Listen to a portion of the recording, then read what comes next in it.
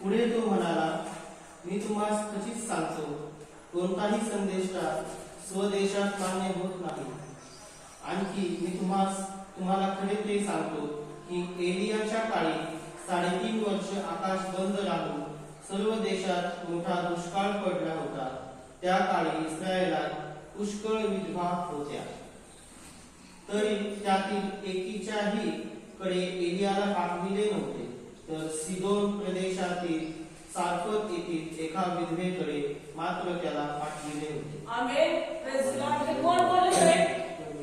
कोण बोलत आहे? ते नाही काढू. हे कोण बोलत आहे? प्रभू येशू स्वतः बोलत आहे.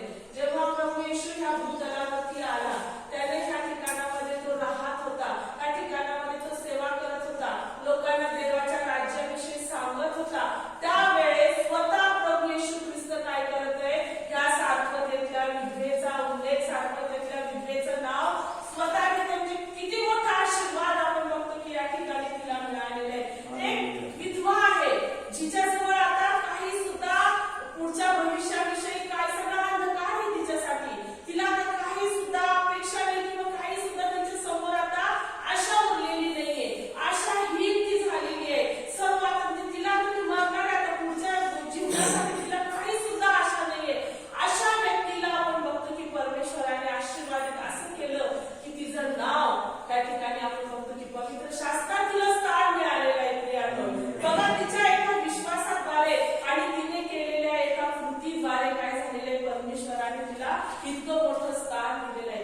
आज आपण प्रभूमध्ये ज्या कृती करतो प्रियानो, जी छोटीशी कृती आज आपल्याला वाटत असेल की काय मी रोज रोज रोज रोज जाते त्या ठिकाणी जाते, 1 तासासाठी मला एवढ्या लांबून यावं लागतं, एवढ्या उशिरा जावं लागतं, पण मी रोज रोज हे करते. काय मला आज आपल्याला ठाऊक नाही परमेश्वर त्या विधवेला माहित होतं का तिचं नाव पवित्र शास्त्रामध्ये येईल आणि अख्ख्या जगभर तिच्या नावाचा उपदेश दिला जाईल, जगभर तिचं नाव घेतलं जाईल. तिची ती कृती आज अख्खे विश्वासणाऱ्या जगातले लोक तिची आठवण करत आहेत, तिच्याकडे बघून शिकत आहेत. म्हणजे किती मोठा धडा परमेश्वराने तिच्याद्वारे आज एक आदर्श आपल्या समोर उभं केलेला आहे. एवढा मोठा आशीर्वाद तिला दिलेला आहे. स्वतः प्रभू येशू ख्रिस्त जो देव आहे तो तिचं नाव घेऊन तिच्याविषयी साक्ष देतो. ह्याच्यापेक्षा मोठं मी तर कुठलंच पारितोषिक नाहीये प्रियानो. अशीच एक विधवा पवित्र शास्त्रामध्ये अजून एक तिच्याविषयी कधी वेळ मिळाला तर आपण बघू की राहाब वेश्या, तिने सुद्धा एक गोष्ट प्रभूच्या लोकांसाठी केली. तिला सुद्धा परमेश्वराने आशीर्वादाच्या मूळ स्थानी नेऊन ठेवलेलं आहे. हालेलुया.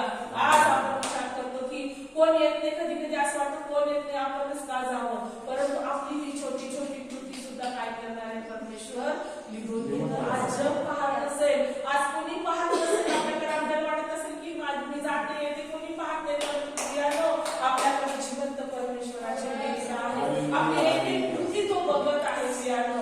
आणि न जाणो आज परमेश्वर आपल्याकडे बघून आपल्याला कुठल्या स्थानावरती लिहून ठेवत असेल. आत्मिक नेत्राने आज आपण पाहू शकतो की जर परमेश्वराच्या दृष्टिकोनातून एवढीशी कृती सुटत नाही तर आज मी 31 दिवस त्याच्याजवळ येत आहे.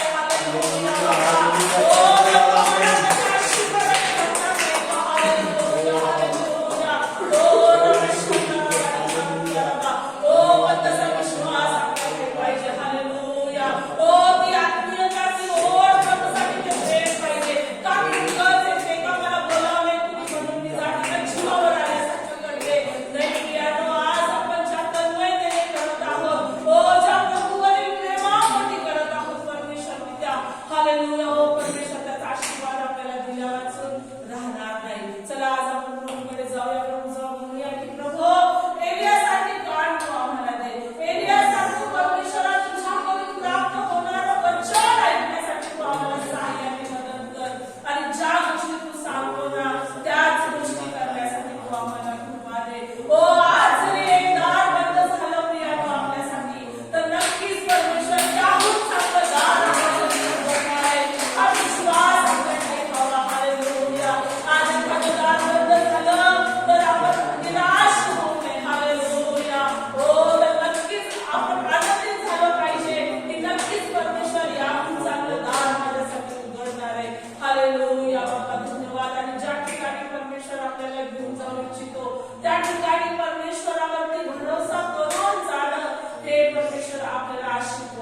हालेलुया